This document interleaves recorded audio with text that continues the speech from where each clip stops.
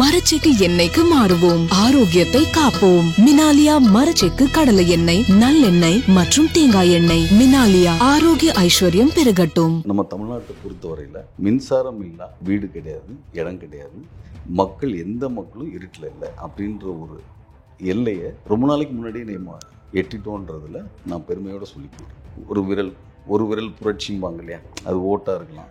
நான் சொல்கிறேன், இந்த மின்சாரத்தை சேமிக்கிறதுக்கு ஒரு விரல் புரட்சியாக, அது புரட்சியாகன்னு சொல்லக்கூட பழக்க வழக்கங்களை ஏற்படுத்தி இந்த ஒரு விரல் போகும். சூரியராஜன் பார்த்துருப்பீங்க, கேரக்டர் ரொம்ப சிக்கனமான ஆள். சிக்கனும் சொல்லக்கூட கஞ்சன்னு சொல்லணும். நம்ம கஞ்சமாலாம் பயன்படுத்துவாங்க. நமது மின்சாரம் நம்ம தேவைக்கு பயன்படுத்துறதுக்கு தான், வீணாக்கல்ன்ற உணர்வு எங்களுக்கு ஒரு மிகப்பெரிய ஒரு அச்சுறுத்தல். மிகப்பெரிய இன்னைக்கு லோடு டிமாண்ட் அதிகமாக இருக்குது அப்படின்னு சொன்னால் இந்த ஏசி பயன்பாடு வந்த பின்னாடி தான். இன்னும் பெரும்பாலான வீடுகளில் பார்த்தீங்கன்னா ரிமோட் என்றைக்கு வந்துச்சோ அன்றைக்கி நம்ம சோம்பேறித்தனமும் வந்துருச்சு. இப்போ யூசேஜ் ஏதோ டிவி ஆஃப் பண்ணிட்டோம், ஏசி ஆஃப் பண்ணிட்டோம் அப்படின்ற உணர்வில் இருக்காங்க. இல்லை,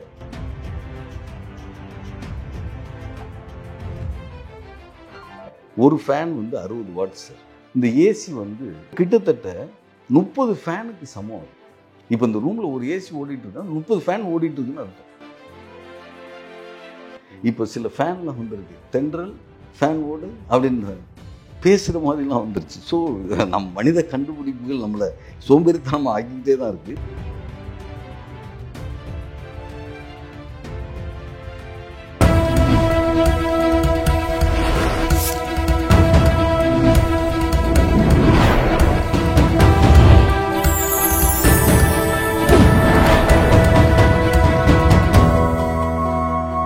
சேனல் 5 தமிழ் நேயர்களுக்கு வணக்கம். இன்றைய நேர்காணலில் நம்முடன் இணைந்திருப்பவர் முருகசெல்வம் அவர்கள். இவர் உதவி செயற்பொறியாளர், தமிழ்நாடு மின்சார வாரியத்திலிருந்து வந்திருக்கார். சார் வணக்கம். சார் வணக்கம். வணக்கம் சார். ஆக்சுவலி ஒரு சின்ன இன்ட்ரடக்ஷன் என்னென்னா, இது ஜஸ்ட் நார்மல் இன்ட்ரி கிடையாது. இது ஒரு யூஸ்ஃபுல்லான ஒரு வீடியோவாக இருக்க போகுது. இன்னொன்று ஒரு அவேர்னஸ் வீடியோவும் இருக்க போகுது தமிழ்நாடு மக்களுக்கு. ஏன்னா தண்ணி நமக்கு எந்த அளவுக்கு செலவு பண்ணுறோமோ அதே அளவு மின்சாரம் நம்ம செலவு பண்ணிகிட்டு இருக்கோம். நிச்சயமாக இப்போ பெட்ரோல், டீசல் இதெல்லாம் தாண்டி மின்சாரமும் வாகனங்களுக்கு உபயோகப்படுது. அப்படிங்கும்போது மின்சாரம் அத்தியாவசியம் ஒன்றாயிருச்சு. செல்ஃபோன் முதல் வண்டி வரைய வந்துருச்சு, வாகனம் வரைய வந்துருச்சு. அப்படிங்கும்போது வாழ்க்கையில் ரொம்ப ஊறிப்பான விஷயமா ஆகிட்டு இருக்கு. அப்படிங்கும்போது நீங்கள் அந்த மின்சாரத்துறையில் இருக்கும்போது இதை எப்படி உற்பத்தி செய்கிறாங்க சார்? ஏன்னா ஜென்ரலாக எங்களுக்கு என்னென்ன தெரியும் அப்படின்னா, நிலக்கரியிலேருந்து எடுக்கிறாங்க, இந்த விண்ட் எனர்ஜிலேருந்து எடுக்கிறாங்க, அதுக்கப்புறம் தண்ணீர்லேருந்துலாம் எடுக்கிறாங்கலாம் கேள்விப்பட்டிருக்கோம். ஜென்ரல் மக்களுக்கு எங்களுக்கு தெரியும். நீங்கள் உள்ளே இருக்கனால எப்படி எடுக்கிறாங்க அப்படின்ட்டு மக்களுக்கு புரியணும்னு சொல்லுங்கள். தமிழ்நாடு மின்சார வாரியத்தில் 30 ஆண்டுகளாக பணிபுரிஞ்சிட்ருக்கேன். அதை நினச்சி நான் ரொம்ப பெருமைப்படுறேன். இந்த மக்களுக்கு சேவை செய்யும் பணிகள் இருக்கிறதுல பெருமை கொள்கிறேன். இந்த மின்சாரன்றது நீங்கள் சொன்ன மாதிரி மிக அத்தியாவசியமான ஒன்றாகும். இது இல்லாமல் வாழ்வில் எந்த ஒரு இயக்கமும் இல்லாத அளவுக்கு நம்ம வாழ்க்கையில் ஒன்றி போன ஒன்று. மின்சாரம் இல்லாத இடமும் இல்லை அப்படின்ற அளவுக்கு இருக்குது. ஸோ இப்பேற்பட்ட முக்கியமான இந்த மின்சாரமானது எப்படி உற்பத்தி ஆகுது அப்படின்றது, என்னென்ன வழிகளில் உற்பத்தி ஆகுதுன்னு கேட்குறீங்க. எங்கள் மின்சார வாரியத்தில் நம்ம உற்பத்தி ஆகிறது நீர்மின் நிலையம் இருக்குது. நீரை கொண்டு உற்பத்தி செய்யக்கூடிய நிலையம் நீர்மின் நிலையம். நிலக்கரியை கொண்டு உற்பத்தி செய்யக்கூடிய நிலையம் நிலக்கரி மின் நிலையம். அதே போல் வாயு, கேஸ் டர்பைன் மூலமாக உற்பத்தி செய்யப்படுகிற மின்சாரம் இருக்குது, உற்பத்தி நிலையம் இருக்குது. அதற்கு அடுத்தபடியாக இப்போது சோலார், சூரிய சக்தி மின்சாரத்தில் மூலம் நம்ம பயன்படுத்திகிட்டு இருக்கோம். விண்டு, காற்று, இப்போ நிறைய இடங்களில் காற்று நம்ம தமிழ்நாட்டில் அதிகமான காற்று பகுதியில் விண்ட் மில்லும் நம்ம அதிகமாக பயன்பாட்டில் இருக்குது. இப்படி வெவ்வேறு வழிகளில் உற்பத்தி செய்யப்படுகிற இந்த மின்சாரமானது மக்களுக்கு ஒவ்வொருத்தருக்கும் தேவைப்படுகிற அளவுக்கு நாங்கள் பூர்த்தி செஞ்சுக்கிட்டு இருக்கோம். நம்ம தமிழ்நாட்டை பொறுத்தவரையில் மின்சாரம் இல்லா வீடு கிடையாது, இடம் கிடையாது. மக்கள் எந்த மக்களும் இருட்டில் இல்லை அப்படின்ற ஒரு எல்லையை ரொம்ப நாளைக்கு முன்னாடியே நம்ம எட்டிட்டோன்றதில் நான் பெருமையோடு சொல்லிக்கொள்கிறேன். ஸோ இது அனைவருக்கும் கிடைக்க வேண்டிய நம்ம உரிமையான ஒரு பொருளாகுன்ற ஒரு அடிப்படையில் ஒரு பேசிக்காக ஒரு பல்பாவது ஒரு மனிதனுக்கு அந்த வெளிச்சம் வரணும், அது இல்லாமல் ஒளி இல்லாமல் இருக்கக்கூடாதுன்றதில் தன்னிகரற்று விளங்குறது இந்த மின்சார வாரியம். இந்த உற்பத்தி செய்யப்படுகிற மின்சாரமானது உங்கள் வீட்டுக்கு தொழிற்சாலைக்கு, விவசாயத்துக்கு எப்படிலாம் வருது அப்படின்னு பார்த்தோம்னா, இந்த உற்பத்தி இப்போ நான் சொன்னப்படுகிற உற்பத்தி இங்கெங்கே இந்தந்த வழிகளில் செய்யப்படுகிற மின் உற்பத்தி நிலையங்கள்லேருந்து அருகாமையில் உள்ள மிகப்பெரிய துணை மின் நிலையங்களை அமைச்சு அந்த துணை மின் நிலையங்களுக்கு நாங்கள் அங்கே அனுப்புவோம். அது இப்போ நம்ம தமிழ்நாடு மற்றும் இந்த அருகாமையில் இருக்கிற அனைத்து மாநிலங்கள் இதெல்லாம் சேர்த்து கிரிட்னு சொல்லுவோம். இந்த கிரிட்டில் நம்ம அந்த மின்சாரத்தை கனெக்ட் பண்ணிடுறோம். ஸோ இந்த துணை மின் நிலையங்களுக்கு அப்புறமா அடுத்தடுத்து துணை மின் நிலையங்களா, இப்போ உதாரணத்துக்கு 400 kV துணை மின் நிலையம் அப்படின்னு வச்சுக்கிட்டோம்னா அதற்கு அடுத்தபடியாக 230 அப்படிம்போம், அதாவது 230, அப்புறம் 110 110, அதுக்கு அடுத்தபடியாக 33. இப்படி துணை மின் நிலையங்களை அடுத்தடுத்த இந்த கிலோவோல்ட்டாக நம்ம குறைச்சி வீட்டுக்கு வருகிறது 230 வோல்ட் நம்ம மின்சாரம் கிடைக்கக்கூடிய வகையில் இன்றைக்கி பயன்படுத்தப்படும் வகையில் நம்ம பண்ணுறோம். அதுக்கு நடுவில் இந்த ஜென்ரேஷனுக்கும் துணை மின் நிலையத்துக்கும் வருகிற லைனை டிரான்ஸ்மிஷன் லைன் சொல்கிறோம். அதற்கு அடுத்தபடியாக அந்த டிரான்ஸ்மிஷன் லைனுக்கு அப்புறமா துணை மின் நிலையத்திலேருந்து அடுத்த டிஸ்ட்ரிபியூஷன் போகிறதுக்காக டிஸ்ட்ரிபியூஷன் வருகிறது அங்கங்கே டிரான்ஸ்ஃபார்மர்ஸ் அமைத்து அது ஸ்டெப் டவுன் சொல்லுவோம். பெரிய உயர் கிலோவோல்ட்லேருந்து தாழ் கிலோவோல்ட்டாக மாற்றி அது மின்சாரத்தை நம்ம கிடைக்கக்கூடிய வகையில் கொண்டு போகிறோம். இந்த டிரான்ஸ்ஃபார்மர், அப்புறம் pillar box, LT line, cable புதைவடம் மூலமாக லைன் மூலமாக மீட்டர் வரைக்கும் மீட்டர்லேருந்து நமக்கு மெயின் சுவிட்சை போட்டோம்னா நான் யூஸ் பண்ணுற அளவுக்கு இன்றைக்கி வந்துட்டோம். இப்போது இந்த அரிதான ஒரு பொருளாக இப்போ இந்த மின்சாரத்தை மின்சாரத்திற்கு முன்பாக அப்படின்னு பிரிச்சுக்கலாம், மின்சாரத்துக்கு பின்பாக நம்ம வாழ்வை பிரிச்சுக்கலாம். ரொம்ப இருண்ட காலமாக தான் இருந்திருக்கும். இன்றைக்கி இது இல்லாத காலமாக இன்றைக்கி இருக்கும்.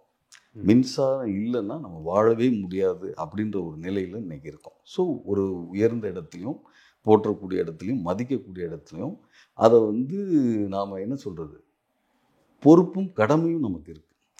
இப்படி இவ்வளவு முக்கியமாக அத்தியாவசியமான பொருள் என்று தெரிந்து கொண்டு இப்போ தண்ணீர் இருக்குது, உதாரணத்துக்கு டேப்பில் அது லீக் ஆகுது இல்லை திறந்து விட்டுட்டோம் அப்படின்னா கண்ணுக்கு தெரியுது, அந்த தண்ணீர் வீணாகிறது நல்லாவே தெரியும். முதல்ல டேப் ஆஃப் பண்ணுப்பான்னு சொல்கிறோம். ஏன்னா நம்ம வாழ்வியல் முறை வேஸ்ட் ஆகுதுன்னு தெரியுது. இப்போ இந்த கரண்ட்டுன்னு பார்த்தீங்கன்னா கண்ணுக்கு தெரியாத ஒரு பொருள். அது இப்போ ஒரு லைட்டாகவோ ஒரு காற்றாவோ ஒளியாவோ இந்த மாதிரி தான் நமக்கு உணரத்தான் முடியும். ஸோ இதையும் நம்ம வாழ்வியலில் வெரி பிகினிங் நம்ம குழந்தைகள்லேருந்தே இந்த சேமிக்கிற பழக்கத்தையும் சிக்கனமாக பயன்படுத்துகிற பழக்கத்தையும் நம்ம பண்ணணும். இப்போ இந்த உற்பத்தி செய்யப்படுகிற மின்சாரம்னு பார்த்தீங்கன்னா ஒரு துணை மின் நிலையம் அமைக்கணும்னா பல கோடி ரூபா பொருட்செலவில் நம்ம அதை உற்பத்தி பண்ணுறோம். உற்பத்தி பண்ணுறோன்னா மின் நிலையங்களை அமைக்கணும், அதுக்கு பல கோடி ரூபா நமக்கு தேவைப்படுது. அந்த ஜென்ரேஷன் உற்பத்தி நிலையத்தை பண்ணுறதுக்கு எவ்வளோ நாள் ஆகும் அப்படின்னா ஒரு 5 ஆண்டுகள்லேருந்து 7 ஆண்டுகள் ஆகும். அப்போது உற்பத்தி செய்கிறதுக்கே இவ்வளோ நாள் ஆகுது. அதற்கப்புறமா தான் நம்ம டிரான்ஸ்மிஷன் எல்லாம். அப்போது அவ்வளோ மிகுந்த பொருட்செலவில் தயாரிக்கப்படுகிற ஒரு அத்தியாவசியமான ஒரு பொருளான மின்சாரத்தை இன்றைக்கி தேவைக்கு மட்டும்தான் நம்ம பயன்படுத்தணும். தேவையில்லாத நேரத்தில் அதை வேஸ்ட் பண்ணக்கூடாது அப்படின்ற உணர்வு வரும். இதுதான் ஓகே. இப்போது மின்சாரத்தை தயாரிக்க பல கோடி, மின்சாரத்தை சேமிக்க ஒரு நொடி. தட் மீன்ஸ் சுவிட்ச் off when not in use. ஒரு விரல் புரட்சிம்பாங்க இல்லையா, அது ஓட்டாக இருக்கலாம். நான் சொல்கிறேன் இந்த மின்சாரத்தை சேமிக்கிறதுக்கு ஒரு விரல் புரட்சியாக, அது புரட்சியாகன்னு சொல்லக்கூட பழக்க வழக்கங்களை ஏற்படுத்துகிற இந்த ஒரு விரல் போதும். தட் மீன்ஸ் நம்ம அந்த சுவிட்சை அணைக்கிறதன் மூலமாக. ஓகே. இதுலேருந்து என்னென்னா நீங்கள் தண்ணி நம்ம லீக் ஆகுதுன்னா நம்ம டேப் வச்சு மூடிடுறோம். இப்போ மின்சாரம் இப்போ நம்ம வேஸ்ட் பண்ணிட்டே இருந்தாலும் ஒரு லைட்டு ஒரு ஃபேன் ஓடிட்டே இருந்தாலும் இப்போ பெரும்பாலான மக்கள் அதை யாருமே ஆஃப் பண்ணுறது க்ளோஸ் பண்ணுறது கிடையாது. போகுது இதுக்கான காசு கட்டுறேனே அப்படின்ட்டு சிம்பிளாக போயிடுறாங்க. நல்லா சொன்னீங்க. இதுக்கு என்ன அர்த்தம்னா இது போன்ற ஆட்களை நம்ம விட்டுருவோம். ஒரு இப்போ சிக்கன நடவடிக்கையில் இருக்கணும். நம்ம கிடைக்கக்கூடிய சம்பளத்தில் இந்த செலவு அந்த செலவுன்னு ஒரு பட்ஜெட்லாம் போடுவோம் இல்லையா. இப்போ இப்போ பாலாக இருக்கட்டும், ஒவ்வொரு பொருட்களுக்கு எல்லாமே விலை உயர்ந்துருச்சு. அப்போ வாழ்வாதாரம் கூடிக்கிட்டு இருக்கு, அப்போ விலை உயர்ந்துட்டு இருக்கு. அப்போது இந்த செலவு பண்ணுறதுக்கு தயாராக இருக்கவங்களும் நம்ம ஒன்றுமே செய்ய வேண்டாம். பட் தெரிஞ்சு பண்ணுற செலவு தாண்டி சார் கேர்லெஸ் அப்படின்னு அதைத்தான் நான் சொல்கிறேன். இப்போ உதாரணத்துக்கு ஹாலில் டிவி பார்க்குறாங்கன்னு வைங்க. வாட்ச் பண்ணுறாங்க. அப்போ என்ன அந்த நேரத்தில் இருக்கும்? ஒரு லைட் எரியலாம், ஒரு ஃபேன் ஓடலாம், டிவி ஓடலாம், எல்லோரும் உட்காந்து பார்க்குறாங்க. நீங்கள் போய் பார்த்தீங்கன்னா பெரும்பாலான வீடுகளில் இன்றைய சூழலில் பெட்ரூமில் ஏசி ஓடிட்டுருக்கும். வேஸ்ட்டாக, அந்த ஃபீல் இல்லை. கிச்சனில் பார்த்தீங்கன்னா எக்ஸாஸ்ட் ஃபேன் ஓடும், லைட் எரியும். அப்புறம் பார்த்தீங்கன்னா அடுத்து பாத்ரூமில் அப்படி போயிட்டு வந்தாங்கன்னா அணைக்கிறதே இல்லை. ஏன்னா வேஸ்ட்டு ஃபீல் ஆகலை, அது வேஸ்ட் ஆகுது அப்படின்ற ஃபீல் அவங்களுக்கு இல்லை. இதை ஒரு வாழ்க்கையில் பழக்க வழக்க முறையாக கொண்டு வரணும்னு ஆசைப்பட்றேன். இப்போ ஒரு புத்தகத்தில் ஒரு பாடத்திட்டமாகவே ரொம்ப ஸ்ட்ராங்காகவே, ஏன்னா இது ரொம்ப முக்கியம், இவ்வளோ கோடி நம்ம செலவாகுது, இவ்வளோ குறைந்த விலையில் இன்றைக்கி மின்சாரத்தை நம்ம கொடுக்குறோம், அனைவருக்கும் மின்சாரன்ற ஒரு நல்ல எண்ணத்தில் அதை கொடுக்குறோம். இப்படி கொடுக்கக்கூடிய ஒரு மின்சாரத்தை இன்றைய தலைமுறைன்னு சொல்லலாம், இல்லை இன்றைய காலகட்டத்தில் நடைமுறையில் யாரும் அந்த மின் சிக்கனத்தை, இப்போ மின்சாரத்தை சேமிக்க முடியாது சார், சேமிச்சே வைக்க முடியாது. அப்போ சேமிச்சே வைக்க முடியாதுன்னா அப்போ என்ன? மின்சாரத்தை சிக்கனமாக பயன்படுத்தினாலே சேமிப்பதற்கு சமம். ஹாலில் டிவி வாட்ச் பண்ணுறாங்க, லைட் எரியுது, ஃபேன் ஓடுது. ஸோ மற்ற இடங்களில் ஏசி ஓடுறது அவங்க கண்டுக்கல, பாத்ரூமில் லைட் எரியுது கண்டுக்கல, கிச்சனில் லைட் ஃபேன் ஓடுறத கண்டுக்கல, இது போன்ற இடங்களில் இருக்கிறத கண்டுக்கல. காரணம் அவங்களுக்கு தெரியல. இப்போ இன்றைய தலைமுறை எடுத்துக்கிட்டிங்கன்னா ஃபேனவே மதிக்கலை, ஏசியை தான் ஃபேனாக நினைக்கிறாங்க. ஸோ ஏசியை ஃபேனாக நினைக்கிறாங்க. அதனுடைய வாட்ஸ் பார்த்திங்கன்னா 1500 வாட்ஸ்லேருந்து 1800 வாட்ஸ் வரைக்கும் இன்றைக்கி ஒரு ஏசி. நாங்கள் அப்படின்னு சொல்கிறத விட எங்களுக்கு ஒரு மிகப்பெரிய ஒரு அச்சுறுத்தல், மிகப்பெரிய இன்றைக்கி லோடு டிமாண்ட் அதிகமாக இருக்குது அப்படின்னு சொன்னால் இந்த ஏசி பயன்பாடு வந்த பின்னாடி தான். இப்போது நம்ம என்ன சொல்கிறது, நமக்கு இன்றைக்கி கிளைமேட் கண்டிஷன், இப்போ இந்த சென்னை போன்ற நகரங்கள் மற்ற சிட்டிகளெல்லாம் நெருக்கமான வீடுகள், அப்போ புழுக்கமாக இருக்குது, அப்போது போடுறோம், போட்டுங்க, தப்பு கிடையாது, போடலாம், நம்ம பயன்படுத்துறதுக்கு தான் போடணும். அப்போ இந்த ஹாலில் டிவி பார்த்துட்டு இருக்கவங்களுக்கு எதுக்கு பெட்ரூமில் ஏசி ஓடணும்? அது ஏன் வேஸ்ட்னு உங்களுக்கு உணரலை? இதை உணரணும் சார். இப்போ இதுக்கு ஒரு பவர்மேன் ஆஃப் பண்ணுவார், தனியாக சூப்பர்மேனை ஆஃப் பண்ணுவார். நாம் தான் அந்த சூப்பர்மேன், நாம் தான் இந்த பவர் சேவ் மேன் அப்படின்றது தான். இப்போது இந்த பவரை நம்ம அந்த காலத்தில் கண்டுபிடிச்ச ஒரு பல்பை கண்டுபிடிச்சவர் தாமஸ் ஆல்வா எடிசன். எவ்வளோ சிரமப்பட்டிருப்பார், எத்தனை அட்டம்ப்ட்டுக்கு அப்புறமா இதை கண்டுபிடிச்சார். இப்படி அரிதான ஒரு பொருளை ரொம்ப சிம்பிளாக சர்வசாதாரணமாக அதை என்னன்னு தெரிஞ்சோ இல்லை உணராது போல் இருந்து இன்றைக்கி அதை யாரும் அக்கறையாக செய்யலை. அப்போது இந்த மின்சாரத்தை சிக்கனமாக பயன்படுத்துகிற நடைமுறைக்கு வந்தாலே மின்சாரத்தை சேமிக்கலாம். இப்போது நீங்கள் சொன்னீங்க கட்டணம் அதிகமாகுது சார் அப்படின்றீங்க. அப்போது இந்த கட்டணம் அதிகமாகிற போது மட்டும் பேசிக்கிறாங்க, என்ன 3000 வந்துருச்சு, நீ ஏசியை போட்டுக்கிட்டே இருக்க, ஆஃப் பண்ணுறதில்ல, நீ மட்டும் சரியாக உன் ரூமில் ஓடிட்டு இருக்கு, இப்படி அந்த மாதிரி அந்த நேரத்தில் சண்டை போட்டு பில்லை கட்டுறாங்க. அடுத்து 2 மாதத்துக்கு அப்புறம் தான் திரும்ப அந்த சண்டை வரும். இப்படி பேச்சு வாக்குலையும் சண்டை வாக்குலையும் அப்படி போயிடுது. இப்போது இது எல்லார் மனசுலையும் ஓடுற ஒரு விஷயம், எல்லார் வீட்லேயும் இருக்கிற ஒரு விஷயமா நான் சொல்கிறேன். இப்போ ஏசி நம்ம எதுக்கு போடுறோம்? வேர்க்குது, புழுக்கமாக இருக்குது, அதனால் தூக்கம் வரல, சரி ஏசி போட்டு இருப்போம், போட்டுங்க. என்ன பண்ணணும்? தூங்கும்போது போர்வை இல்லை, கம்பளி இல்லை, நல்லா போத்தி எல்லாம் மூடிட்டு ஏசி ஓடிட்டுன்னு போத்தி. ஏன் அப்போது இப்போ இது பயன்பாடா, இது வேஸ்ட்டா? இப்போ வேணும், வேர்க்குது, புழுக்கமாக இருக்குன்னு சொல்கிறதுனா நீங்கள் போர்வை போத்திக்கூடாதுல்ல. நீங்கள் ஏசி போட்டும்போது அந்த உடம்பு என்ன சொல்லும்? எனக்கு போதும்னு சொல்லும், குளிருது எனக்கு, ஆஃப் பண்ணுன்னு சொல்லும்.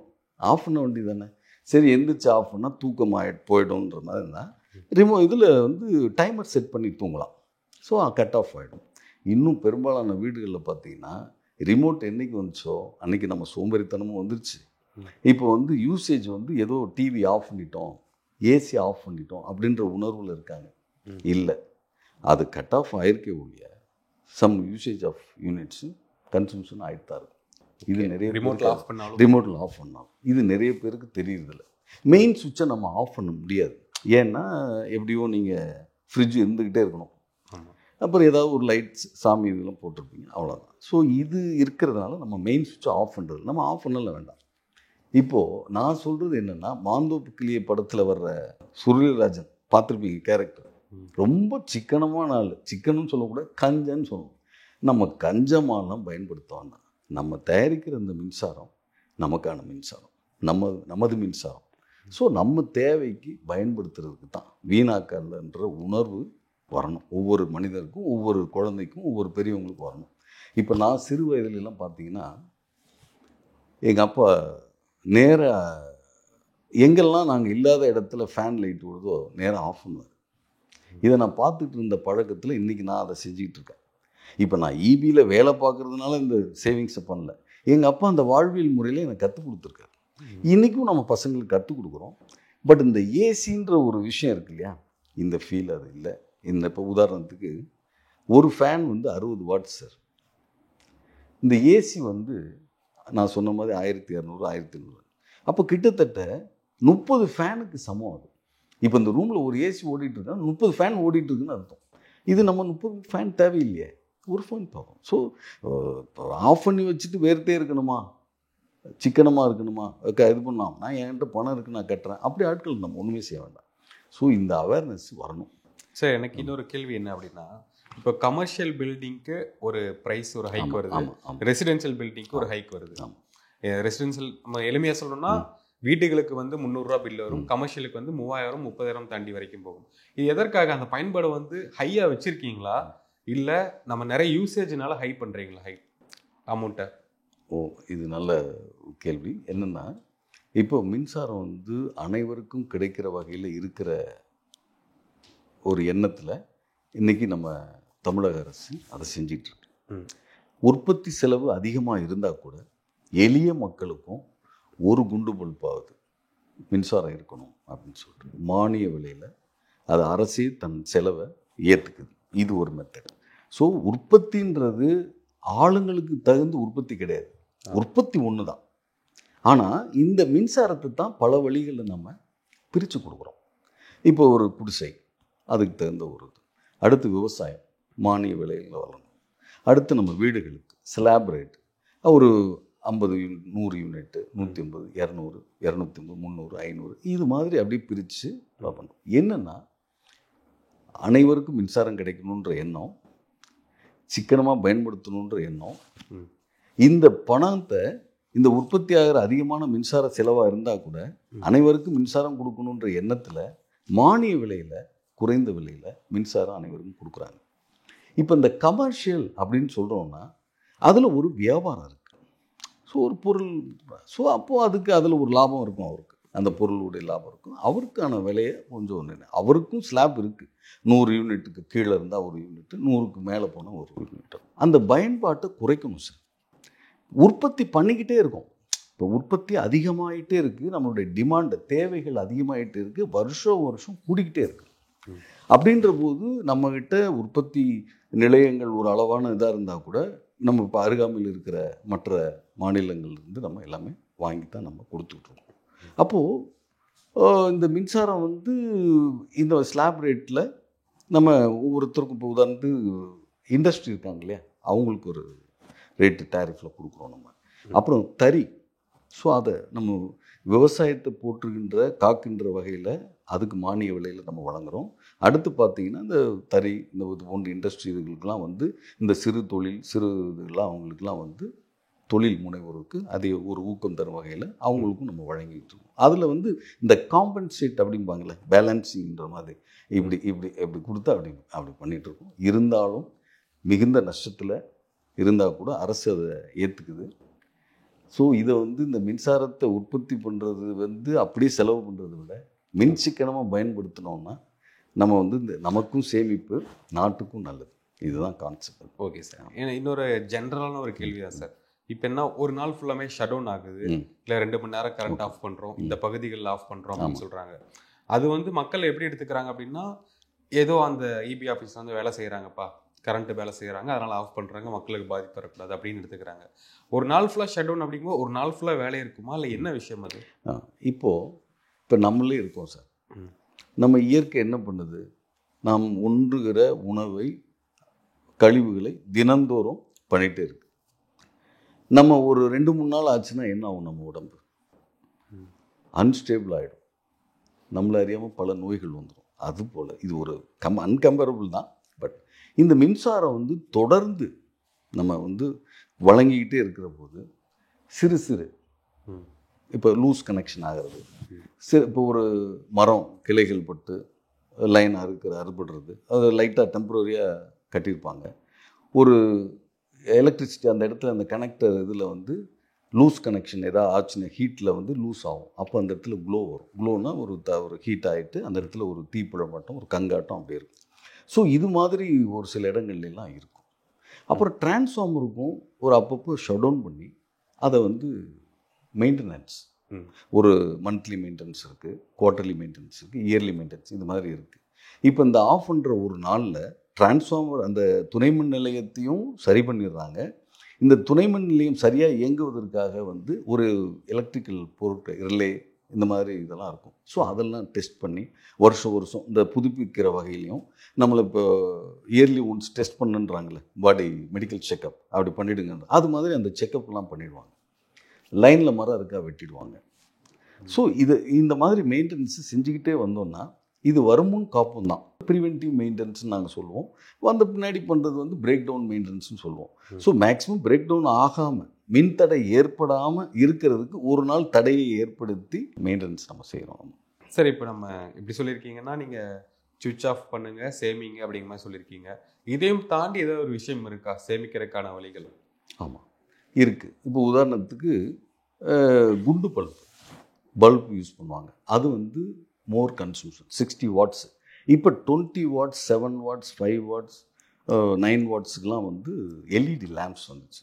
இதை நம்ம மாற்றினாலே நம்மளுடைய மின்சாரத்தை சேமிக்கலாம், நம்மளுடைய பணத்தையும் மிச்சப்படுத்தலாம். அப்புறம் அதே போல் இப்போ ரெகுலேட்டர், எலக்ட்ரானிக் ரெகுலேட்டர், இப்போ நம்ம வந்து மேனுவலாக இருக்கும் முன்னெல்லாம் மாற்றிட்டு, இப்போல்லாம் எலக்ட்ரானிக் ரெகுலேட்டர் வந்துச்சு, அதை நம்ம மாற்றலாம். அப்புறம் ஸ்டார் ரேட்டட் பொருட்களை நம்ம யூஸ் பண்ணலாம். ஐஎஸ்ஐ உள்ள பொருட்களும் ஸ்டார் ரேட்டட் உள்ள பொருட்களை யூஸ் பண்ணோன்னா வாட்ஸ் கம்மி, அது வந்து கன்சம்ஷன் கம்மியாக இருக்கும், நமக்கு மின்சாரத்தை சேமித்து கொடுக்கும். பில்லும் இபி பில்லும் வந்து கரண்ட் பில்லும் கம்மியாக இருக்கும். ஸோ அது ஒரு மிகப்பெரிய சேஃப்டியும் முக்கியங்க. இப்போது இந்த மெயினாக இதை சொல்லணும்னு நினச்சேன், இந்த ஏசி போடுறது வந்து நம்ம உடம்பை கெடுக்குது தெரியுமா? நம்ம உடம்பை கெடுக்குது. நீங்கள் டாக்டர்கிட்ட சார் கை கால் வலிக்குது என்னென்னு தெரில அப்படின்ட்டு நம்ம பசங்களையோ நாமளே போனால், சார் நீங்கள் டெய்லி ஒரு 1/2 hour ஆர் 45 minutes வெயிலில் நில்லுங்க சார் பார். ஏன்னா விட்டமின் டி வந்து குறைஞ்சிச்சு. அப்போ ஏன் வீட்டில் ஏசி, காரில் ஏசி, இப்போ உதாரணத்துக்கு ட்ரெயினில் போகிறோம், ட்ரெயினில் ஏசி, ஆஃபீஸில் சில ஆஃபீஸ் போகிறோம், அங்கேயும் ஏசி. கிட்டத்தட்ட நம்ம ஏசியிலே நம்ம வாழ்வியல் முறை ஒரு குரூப்புக்கு இருக்குது, ஒரு குரூப்புக்கு இல்லை. வெயிலில் இருக்காங்கன்னு வச்சுக்கோங்க, வெயிலில் இருக்கவங்களுக்கு இந்த டிஃபிஷியன்சி வரப்போகிறது இல்லை, இவங்களுக்கு டெஃபரெண்ட்டாக இருக்கும். அது எஸ்பெஷலி இன்றைக்குள்ள ஜென்ரேஷன் வந்து ஏசிக்குள்ளேயே மூழ்கி இருக்காங்க. ஸோ இதிலேருந்து வெளியில் வரணும், தேவைக்கு பயன்படுத்தும். தேவைன்றது என்ன? வேர்க்குதா போட்டுங்க, சரியாயிடுச்சா ஆஃப் பண்ணிங்க, ஃபேனில் யூஸ் பண்ணிங்க. ஸோ அப்போ நம்ம கன்சம்ஷனை குறைச்சிடுறோம், அந்த மெத்தடில் குறைச்சிடுறோம். அதே போல் இப்போ நான் சொன்ன மாதிரி இங்கே இருக்கோம் அப்படின்னா இந்த இடத்துல ஃபேனு லைட்டு ஓகே, மற்ற இடத்துல ஆஃப் பண்ணிடலாமே. இதுக்கு கஞ்சன்னு பேர் கிடையாது. நம்ம தேவைக்கு மினிமலைஸ் லைஃபும்பாங்க, தேவைக்கு மட்டும் இது எஸ் நீடு அப்படின்னா வாங்குங்க, அதுபோல் பயன்படுத்துங்க, இல்லைன்னா ஆஃப் பண்ணுங்க, ஒன்றும் தப்பு இல்லையே. அதாவது ரிமோட்டில் ஆஃப் பண்ணுறதும் தப்பு சார். ரிமோட்டில் ஆஃப் பண்ணுங்க, அதுக்கப்புறம் எந்திரிச்சு போய் சுவிட்ச் ஆஃப் பண்ணுங்கள். அட்லீஸ்ட் நம்ம பாடி ஒரு ஃபிசிக்கலி ஏதாவது ஒரு ஆக்ஷனாவது இருக்கும். இன்றைக்கி எல்லாமே உட்கார்ந்த இடத்துலையே லேப்டாப், கம்ப்யூட்டர், டிவி, மொபைல் எல்லாமே. இப்போ சில ஃபேன்லாம் வந்துருக்கு, தென்றல் ஃபேன் ஓடு அப்படின்றாங்க, பேசுகிற மாதிரிலாம் வந்துருச்சு. ஸோ நம்ம மனித கண்டுபிடிப்புகள் நம்மளை சோம்பேறித்தனமாக ஆக்கிக்கிட்டே தான் இருக்குது. நம்ம வந்து இதை வாழ்வியல் முறையில் பழக்க வழக்கம் ஆக்கிட்டோன்னா இந்த மின்சார சேமிப்பு வந்து டெஃபினட்டாக நம்ம வாழ்க்கையில் பயன்படுவோம். இது நமக்கு மட்டும் இல்லை, நம்ம நாட்டுக்கும் நல்லது, நம்ம வந்து வீட்டுக்கும் நல்லதுன்ற மாதிரி நாட்டுக்கும் நல்லது. இந்த மின்சாரத்தை இங்கே நம்ம கரண்ட் பில் கட்டாச்சுன்னா அரசுக்கு பணம் லாபமாக இருக்கும். அந்த பணம் வந்து வேறு வழிகளில் நமக்கே ஒரு திட்டமாக வரும். ஸோ இதை வந்து இப்போ இந்த சோலார்லாம் வீட்டில் போடலாம். இப்போ நம்ம வந்து கேட்டிங்க எப்படி சார் வேறு வழிகளில் எப்படி பண்ணால், சோலார் இப்போ நல்ல நம்ம 365 நாள் நம்ம நாட்டில் வெயில் இருக்குது, அதிகபட்சம் ஒரு 10 நாள் மழை பெய்யும் அப்படின்னு வச்சுங்களேன், 10 நாள் 15 நாள் ஏதோ இருக்குது. பட் வெயில் கண்டிப்பாக இருக்குது. சோலார் வந்து வீடுகளில் இருக்கிற வகையில் மானியம் எல்லாம் மத்திய அரசும் சரி மாநில அரசும் எல்லாமே தருது, அதை பயன்படுத்தலாம். இதெல்லாம் பண்ணோம்னாலே அது ஒரு இப்போ எப்படி இவ்வளோ பெரிய ஜென்ரேஷன் யூனிட் போடுறதுக்கு பதிலாக ஒவ்வொரு வீட்லேயும் ஜென்ரேஷன், ஒவ்வொரு வீட்லேயும் மின்சாரம் வந்து உற்பத்தியாளராக ஆகக்கூடிய இருக்கும்போது இப்போ தன்னிறைவு பெற்ற நாடாக மாறக்கூடிய வாய்ப்புகள் நிறைய இருக்குது. ஸோ அது மெயினாக இது பண்ணும். ஸோ மின்சாரத்தை சேமிப்போம், நாமும் பயன்பெறுவோம், நாட்டையும் வளம் பெறச் செய்வோம். ஓகே, மின்சாரம் சேமிப்பது நமது கடமையும் பொறுப்பும் ஆகும் என்பதை கூறிக்கொண்டு விடைபெறுகின்றேன். நன்றி, வணக்கம்.